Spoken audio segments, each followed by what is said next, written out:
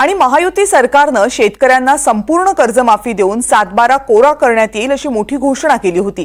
या घोषणेची तात्काळ अंमलबजावणी करावी अशी मागणी करत धुळ्यामध्ये ठाकरे गटाकडून जोरदार निदर्शनं करण्यात आली आहेत। जिल्हाधिकारी कार्यालयाबाहेर ठाकरे गटानं निदर्शनं केली आहेत। राज्यामधल्या 33 पैकी 28 जिल्हा बँका तोट्यात जाऊन त्यांचं व्यावसायिक लायसन्स रिझर्व्ह बँकेकडून जप्त होण्याची भीती आहे, तरी सरकारनं लवकरात लवकर शेतकऱ्यांची कर्जमाफी करावी अशी मागणी केली जाते।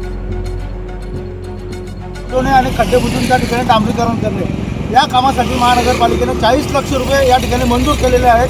15 तारखेपर्यंत निविदा त्या ठिकाणी सबमिट करायची आहे। धुळेकरांनो लक्षात घ्या की आज या रस्त्यावरती एकही खड्डा पडलेला नसताना महापालिकेच्या बांधकाम विभागाच्या अभियंत्यांना या रस्त्यावरती कुठं खड्डे दिसले याच्याकरता हे चित्रीकरण या ठिकाणी आम्ही केलेलं आहे।